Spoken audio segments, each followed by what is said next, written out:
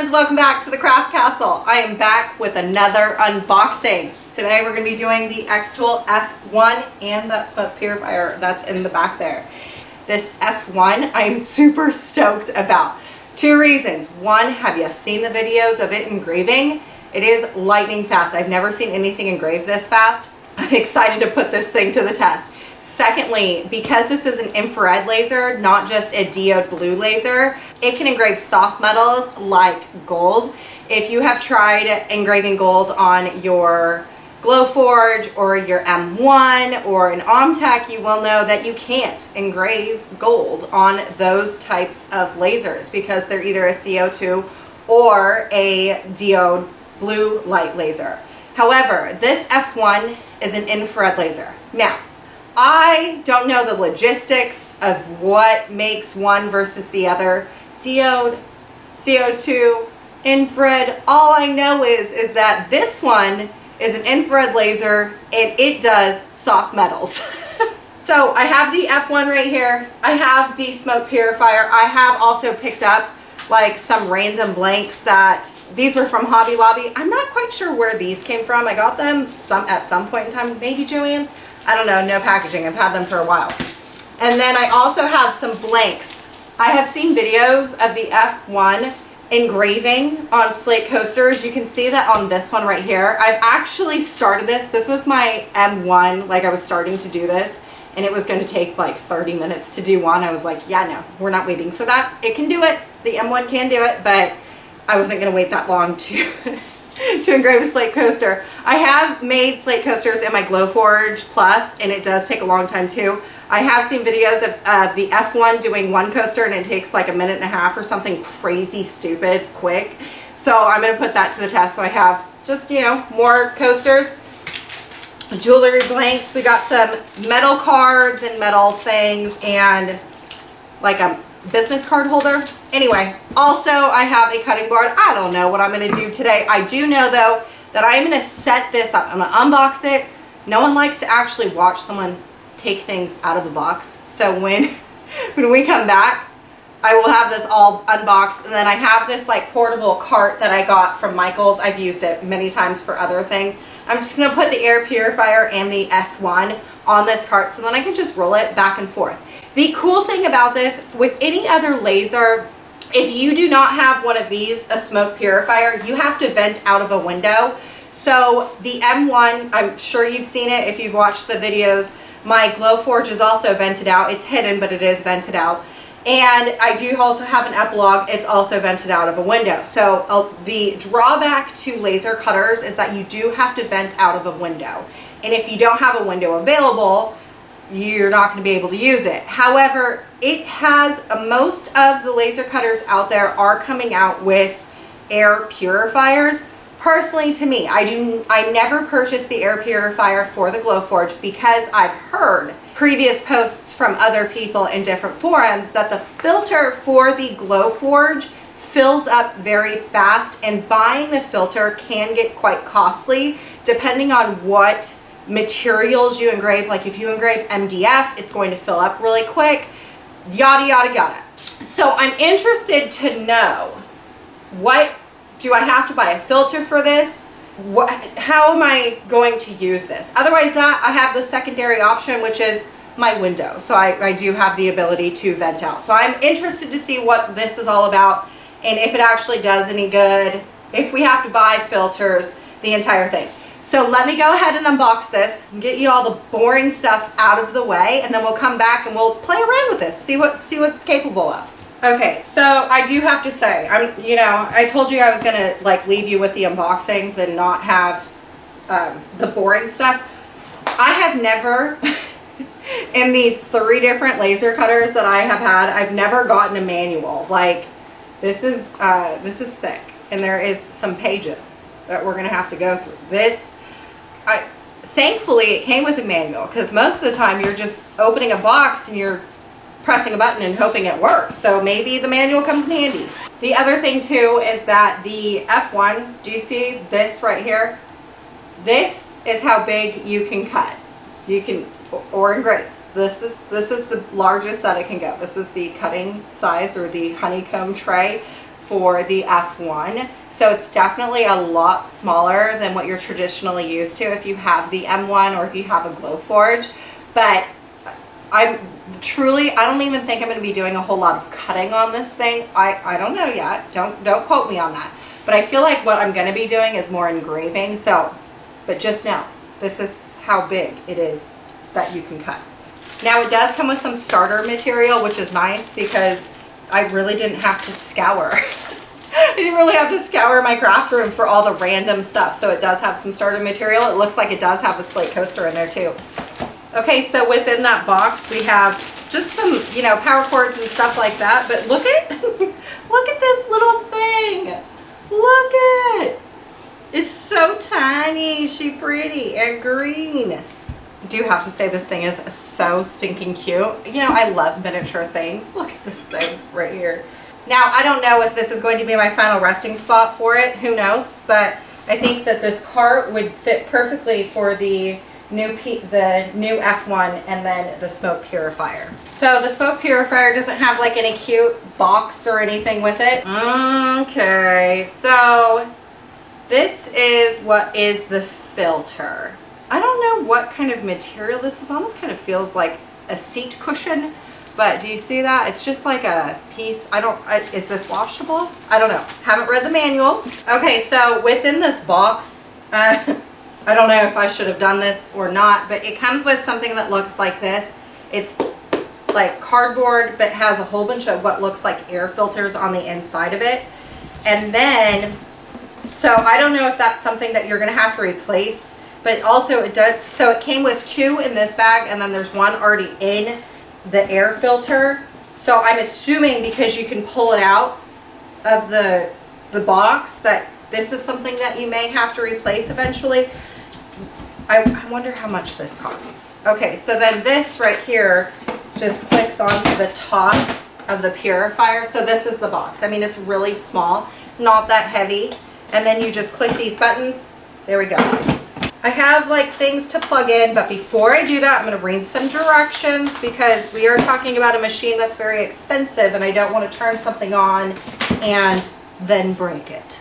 Okay, so I do not have the Xtool Creative Space on my computer that I'm on right now, so I'm just going to download the software for this machine. I have it all plugged in and set up. Hopefully I did everything correct. The manual is actually pretty easy to read and follow. I know the M1 was like very vague on what you were supposed to do.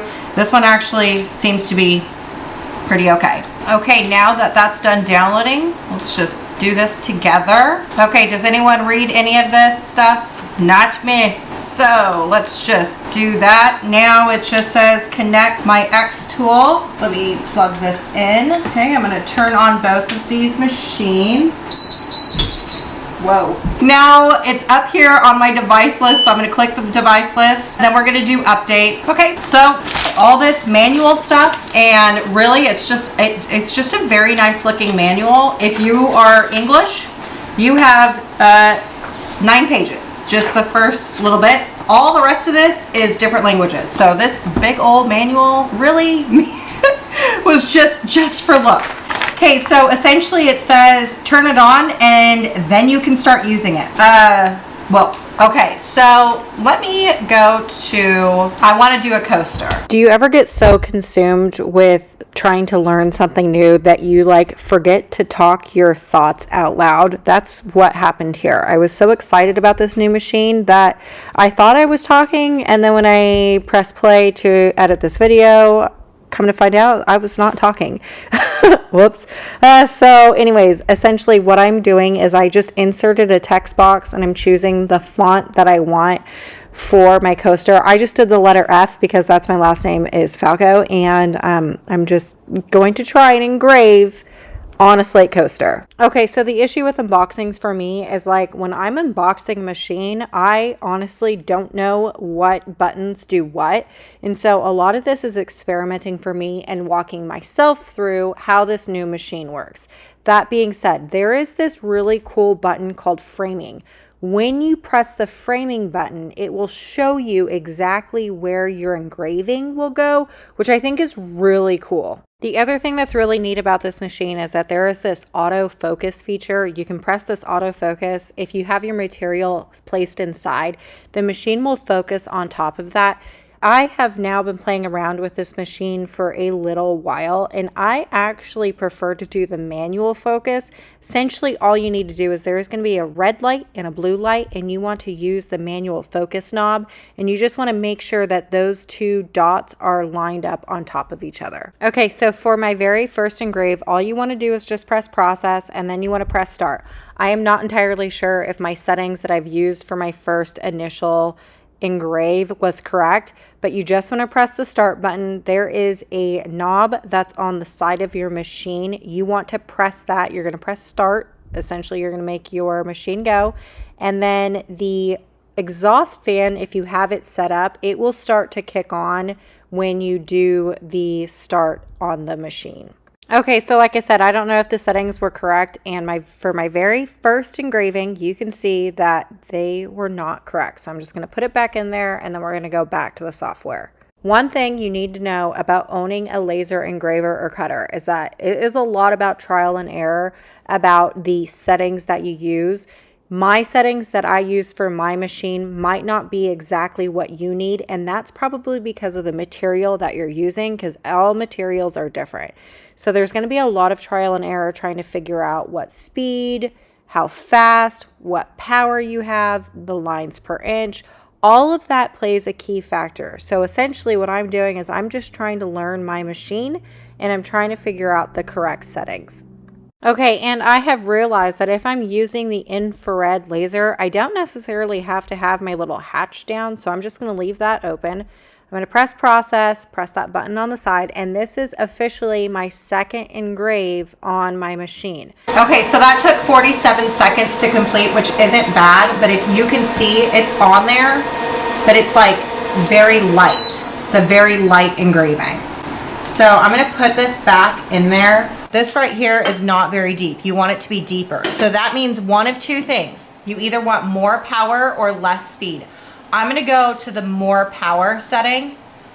Just let's do a frame. See how it's like not, I don't know, it's gonna be hard to tell, but my blue box is definitely not where I needed it to be like this, which is great that we have a frame. I'm just gonna put it right here. So now I'm gonna stop frame. I'm gonna click on that. We have more power, same speed. We'll press process and then start. Okay, so now that that's done, let's just lift that up. See the difference? We have a lighter one and then a little bit of a darker one. Now I think I still want it to go a little bit darker, so I'm gonna now move it over and we'll do one right here. Now I'm gonna bump up this power. Okay, so now let's frame it, press process, and then press start. Then I'm gonna press the button on the side. Oh my goodness, look at the difference. So the very first one was the middle, then we have the second and the third, and this third one looks good. And it took 1 minute and 8 seconds to do this letter F. Okay, so let's go ahead and try this one. It is just the letter F with a little bit of vine. I'm actually going to put this also on my Glowforge just so I can get a time difference of like what we're like, you know, what's the time difference here. So I'm gonna go ahead and process this. And then I'm just gonna press start and let's just let that run.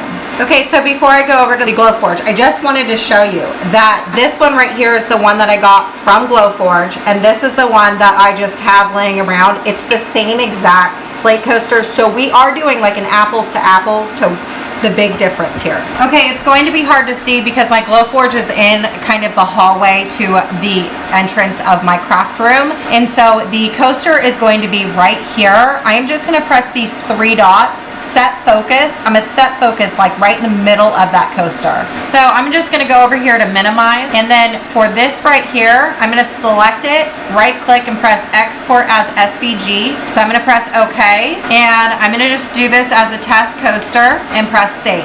Okay, so the size of this is 3.246 inches wide. So I'm going to go back into Glowforge. I'm going to upload that SVG. I'm just wanting to make sure that we are gonna engrave the same size as what we did over here. Okay, so bring this over. I'm just gonna select any material. I wanna do engrave right here, engrave right here. Now we wanna make sure that this size is the same size, so let's go over into the size. It's 3.246. Going back over to the Xtool, it's 3.246. So we're gonna get an apples to apples comparison here. Now I need to change my settings over for the Glowforge, so let's go over here, and I wanna change it to 1000 speed and 70 power, 225 lines per inch. Doing the same thing with this. Then I'm gonna press upload. Okay, so now the Glowforge is telling me that it's gonna be 13 minutes and 22 seconds. So I'm gonna go and press that magic button. I just want you to know that as I press this, that we are at like the 9-minute mark for the Xtool, and it looks like it's almost finished. Okay, so this one says it's 12 minutes and 2 seconds. Here is what this looks like. This is actually really pretty, like super pretty. And I honestly wonder if I bumped up the speed a little bit, would it make it faster but still have the look that I'm going for? Okay, so I'm gonna mark this because we were doing the apples to apples with the Glowforge. That is the 12 minutes and 2 seconds. The look of this though is so stinking cute. I absolutely love that. Okay, but I wanna test a theory out here. I wonder, like, let's do this. Okay, so for this one right here, I actually bumped down the settings for lines per centimeter. For the original one that ended up looking really good, it took the 12 minutes. This one was 140 lines per centimeter. Now this one is at 80 lines per centimeter. So this is what it looks like. So there is a difference in quality of engraving. This one is going to be the one that we did, that's 12 minutes. And then this one is the one that didn't take very long, but you can see the quality is a little bit different between the two. So more lines per inch will make the machine go slower, but you do have more of a quality engrave than this one. So you want to know what the gigantic bummer is of this? This is like an unboxing fail, but hopefully you get the picture with, it says it's going to be 13 minutes here. It was 12 minutes over there. Change the settings and things will end up looking a little bit different, and you would just have to play with the settings. Going into the bummer part. So do you see this coaster? This was the one that was supposed to be in the Glowforge. And do you see how this right here? Well, it went through the entire cycle of 13 minutes. When I went over to the Glowforge, I went and it said it was done. I went over there and all it is right here. Now I am trying to troubleshoot my Glowforge because now it doesn't want to cut or engrave anything. Like I don't get a laser beam at all. The convenience of all this happening is outstanding to me. So obviously you are going to get a little bit of marking. There is something on here. Now my Glowforge is broken. Oh my gosh. So I am going to end this unboxing because now I need to go figure out what in the world is wrong with my Glowforge. But just know that you can do slate coasters in your Glowforge. One is going to take you 13-ish minutes, and the settings that we had chosen for the Xtool, it took 12 minutes. So I mean, it's a little bit quicker. Okay, I'll see you later.